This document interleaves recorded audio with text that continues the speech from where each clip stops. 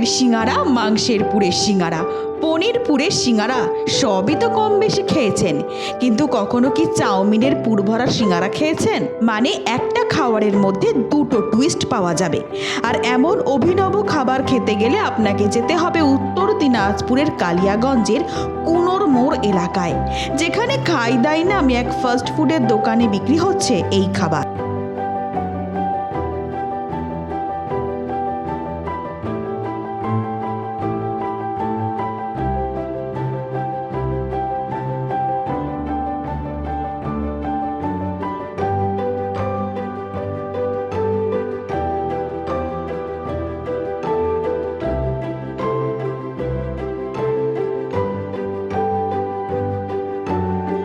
গরম গরম এমন অভিনব খাবার কিনতে ভিড় জমাচ্ছেন ক্রেতারাও।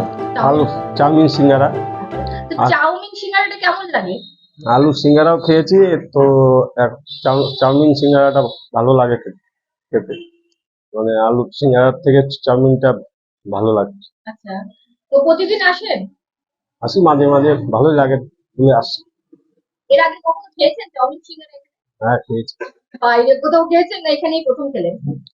বাইরেও খেয়েছি, এখানেও খেয়েছি, এখানে একটু ভালো লাগছে। তবে শুধু চাউমিন নয়, তার মধ্যে থাকে নানা রকম সবজি, বাদাম, আরও অনেক কিছু।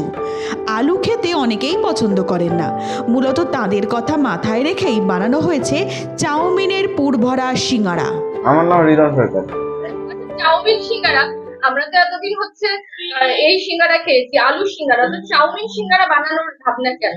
চাউমিন সিঙ্গারা যে অনেকে আলু পছন্দ করে না, আলু খায় না, তাদের জন্য তারা চাউমিনটা অবশ্যই পছন্দ করে।